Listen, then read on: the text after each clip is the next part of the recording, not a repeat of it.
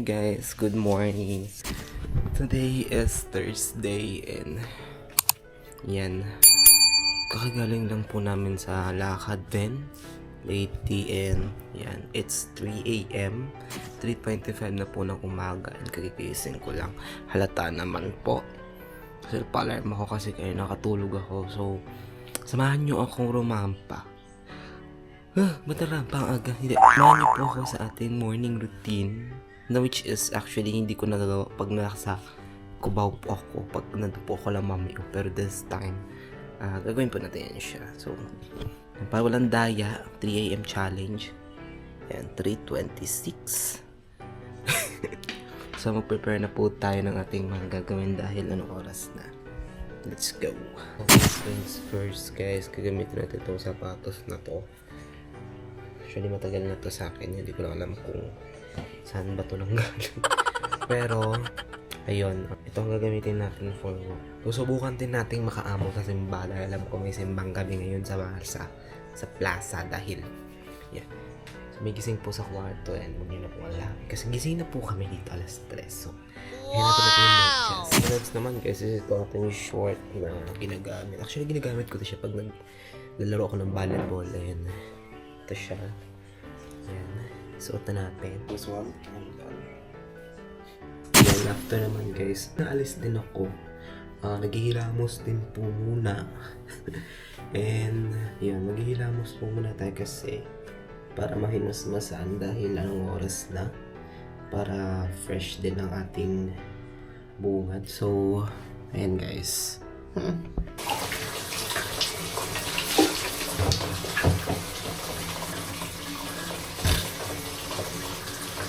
So usually, ginagawa ko siya every morning. Pero, since wala ako minsan dito, hindi ko nadadala to. Pero, good thing, Kalamami OI, meron silang mga facial wash. So, hindi naman siya mahirap gamitin, guys. Ayan. So, lately kasi nagkakaroon ulit ng tigyawat. Dahil nga sa dami na nagkabuk sa ating mukha. So, ayan. Ayan. So, pag ano ba? Parang mag-ginagawa. Pag nalang kasi nagpunas. Ganito na ako punas guys eh.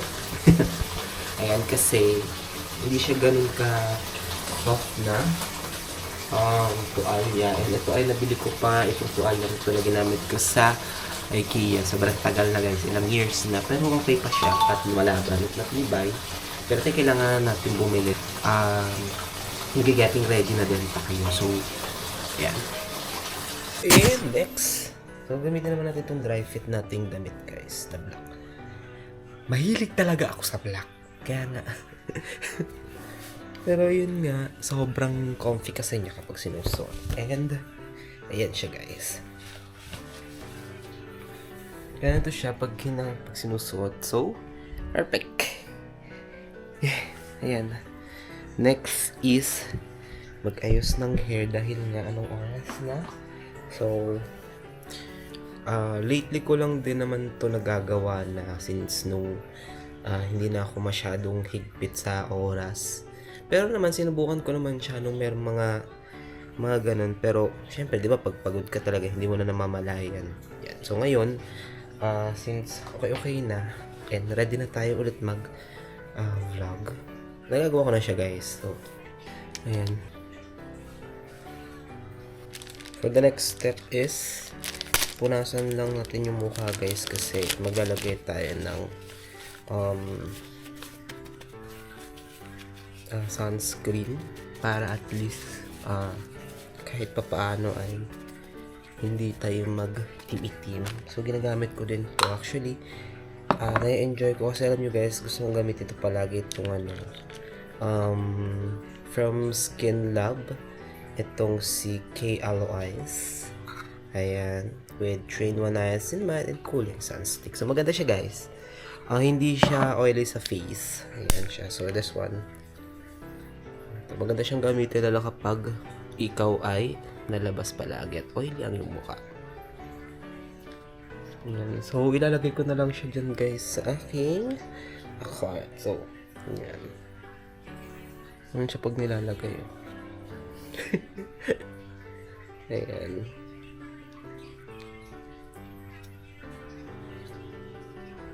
Ganyan siya. Perfect! Oh, tissue. So, marami-rami pa naman siya. Na-enjoy ko siya. Meron pa naman akong isa. Pero, pag naubos, magbibili ulit tayo. Actually, bigay ito ni Mami O. Ngayon ko lang siya nasubukan. Pero, carry siya. Maganda siya sa skin.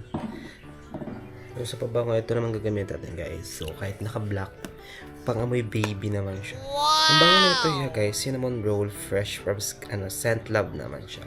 Ito ay gift sa atin nung birthday. And, so far, hindi ko pa masyado nagagamit yung iba pa natin mga pabangong binigay kasi nga, meron pa akong pabango from other na bigay din. And, yun muna ang ginagamit ko aside dito sa fresh ng scent love. So, ayan siya, guys.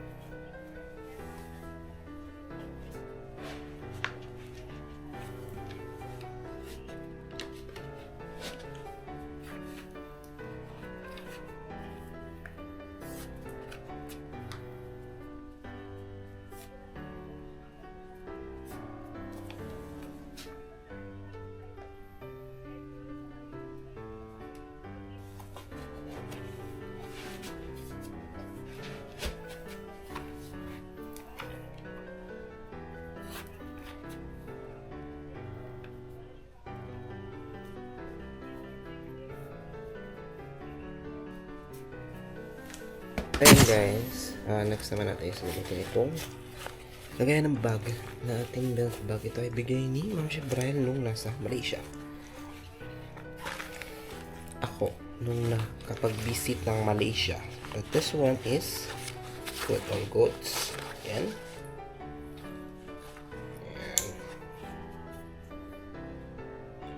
So ayan guys, ready na tayo and samahan nyo kong mag-morning walk. Yes. Tara, samahan niyo ko guys. So, let's go. Update. 2K pa lang tayo. So, we have to run more.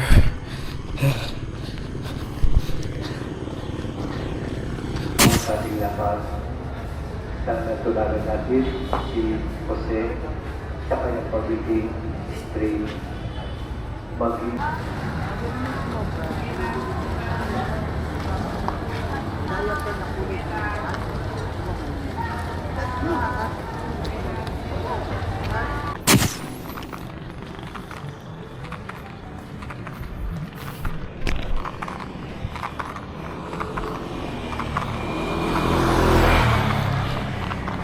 Update.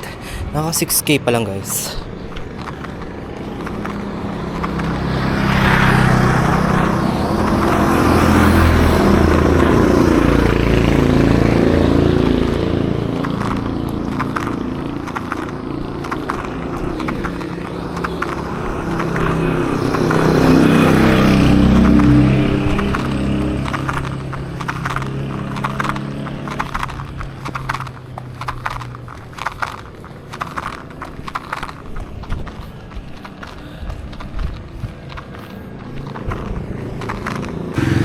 Yan. It's almost morning and nakaka 6K pa lang tayo for some walk. Diyan nakakapagod guys kasi wala pang araw. Yan, katatapos lang din ng misa. So ito yung nagpapaligiran ko. Medyo madilim. Pero okay lang. Malamig din. Tayo natin magliwanag.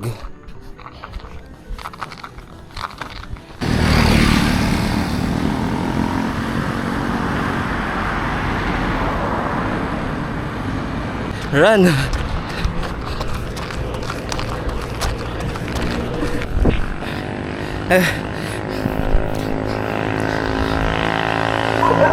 Pagod guys.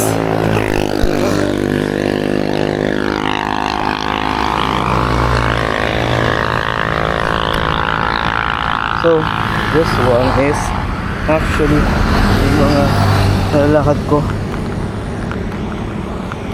Ayan, malayo-layo na siya guys.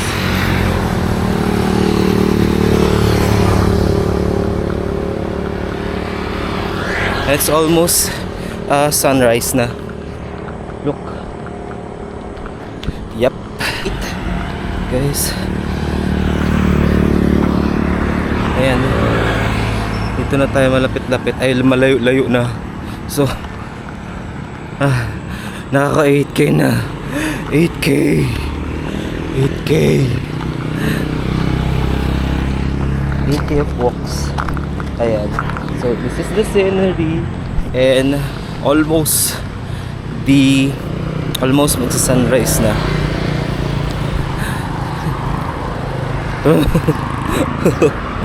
Pagod. Yun lang. Buti nakakabulo ako kanina sa misa. So, kakarating lang. Siguro kasi 4:40 ako nakarating ng simbahan. And, start na. And buti na lang 4:30 yung mass. So, kahit na paano is nakatapos tayo ng misa. And then after nun, dito na ako dumiretso to continue my walk and run. It's almost near na guys na mag-sunrise. Yes, konti pa para mag 10K. Ayan. Usually ito lang talaga gawain ko pag nandito ako sa Cavite. Ayan. So, kakatanim lang ng mga palay na to. Hindi ko alam kung ilang weeks to bago tumubo ulit. Pero ito siya. Wait lang guys. Tingnan muna natin ito dito. Kapagod. So, ano to? 8.58 kilometers. And then naka 1 hour lang. Kapagod guys. Pero nakakatuwa. It's give me so challenge. Lapit na mag-umaga. I mean mag-skip na lang. Ito tayo ngayon sa kabaan. Ano ba to? At syempre hindi na papatalo ang ating team song. June Velasquez.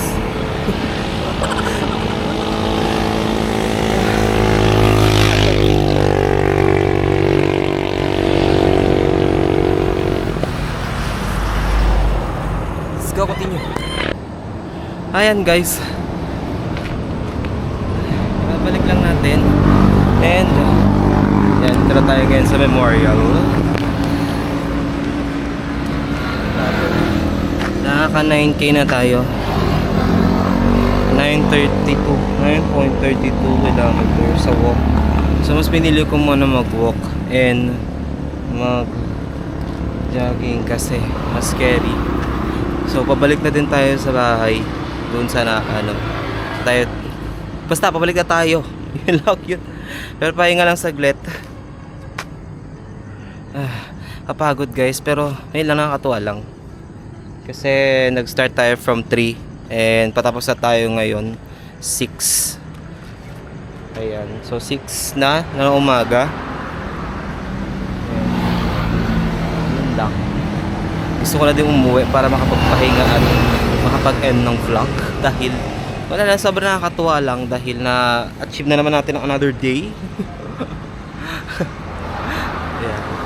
So ayan, at nakapagsimba din tayo the same time kasi nakakamiss din magsimbang gabi. Hindi man natin makomplete pero at least diba naka-attend pa din tayo. Hopefully na magtuloy-tuloy. Ayan.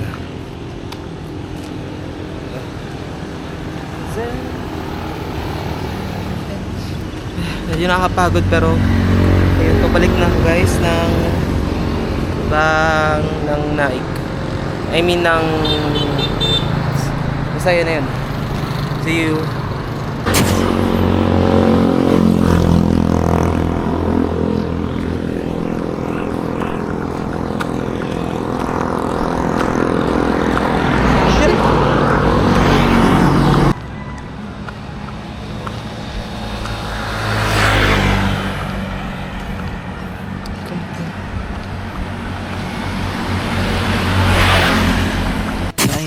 kakabalik lang natin ng bahay. And sa wakas natapos na po ang ating routine for this morning. Ayan.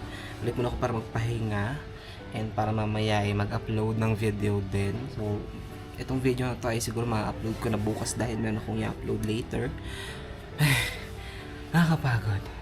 At the same time, nakaka-enjoy.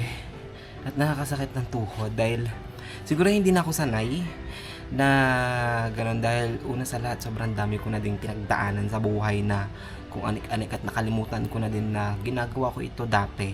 Kaya sa totoo lang guys, ginagawa ko to. And remember, kung nakikilala nyo dati si VNT, VNT Roldy or si Harold, valuable na taon yung ginawa nila dati. Siya yung kasama ko lagi kapag nagkakaroon kami ng morning routine or shocking. Siguro mga twice a week or thrice sa isang linggo. Ginagawa namin yun siya. So, ako, ngayon ginagawa ko to. Pero taga dito lang din naman si Harold sa Naik din kasi magkaiba kami ng lugar. So, yun lang. Nakaraan magkausap tayo. Pero I miss you, Mare. Yan, hopefully magkita tayo sa susunod. And, ayun nga, bago natin tapusin ang ating video, ayan, gusto ko lang din i-discuss yung kaninang misa na naghanap doon sa bayan. Kasi ang layo kasi nito guys, itong lugar na to, parang medyo may kalayuan pa siya. Pero pwede mo naman siya i-tricycle or i-motor or sasakyan kapag magsasakyan ka mabilis. Pero kung i-walk mo, aabutin ka talaga ng oras. Siguro mga 30 minutes ata. But anyways, ayun nga.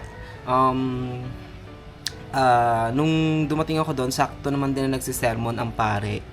And yun, gusto ko na i-discuss yung about doon sa sermon niya. Ulit, ganon. Patungkol ito sa pamilya or kay Saint Joseph or kay Jose. Tama ba? Joseph or Jose? Search ko na nga lang mamaya, baka may mali ako. Yan. Tungkol to sa pagpapakatotoo or sa pagiging honest. Ayun, sa pagiging pagpapakatotoo or honesty, hindi lang sa trabaho kundi sa sarili. Ayun, yun lang naman yung tumatak sa sa isip ko kanina. Like, nga no, someday or minsan talaga may mga bagay talaga tayo na dapat natin magpakatotoo tayo sa buhay or sa realidad. Ayun lang. So, napagtanto ko din yun kasi sabi ko, parang may point naman si Father na hindi ko lang alam bakit every time na nagsisimba ako or umatin ako ng mga misa, mapalinggo man or Wednesday or kung ano man ang oras ng simba, laging relatable sa life natin. No? So, nakakatuwa lang dahil, ayun nga, nung nagsabi siya nun, kumbaga parang, marami talagang dahilan or maraming bagay talaga na pwede tayo magpakatotoo. Hindi man sa kung ano man yung natin. Pero, minsan dapat magpapakatotoo tayo sa kung ano yung gusto natin sa buhay, magpakatotoo tayo sa nararamdaman natin or magpakatotoo tayo sa sa kung ano yung gusto nating makamit. So, yun lang naman ang lesson learned ko. Yun. Ang honesty, which is tama naman din. Lagi dapat tayo magpapakatotoo sa puso, sa isip, at sa salita. Ayun lang. Gusto mo yun? Anyway, so yun nga. So, palabot na din tong phone natin. iPhone to lang dito. Yung ating camera kasi 7% na lang siya, guys.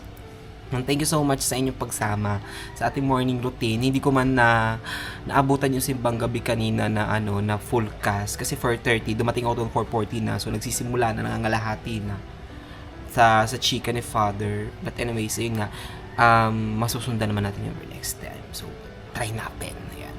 Thank you so much guys for watching. And yun lang naman yung na-chika ko. Sana may nagets kayo.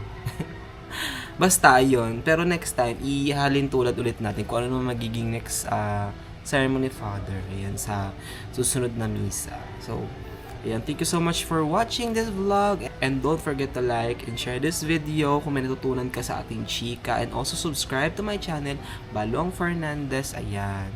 Abutin naman natin ang 200k to guys para naman bongga. Ayun lang naman, ang tanging hiling ko. Makapag 200k at makapag-celebrate. Yun lang naman. And also, you can use my Klook code, guys. Balong Fernandez Klook. Ayan. And get 5% discount for a new user. And also, 3% discount sa ating mga regular user. So, ayan. Hanggang sa muli, guys. Ayan. Paalam. And see you on my next vlog. Bye-bye.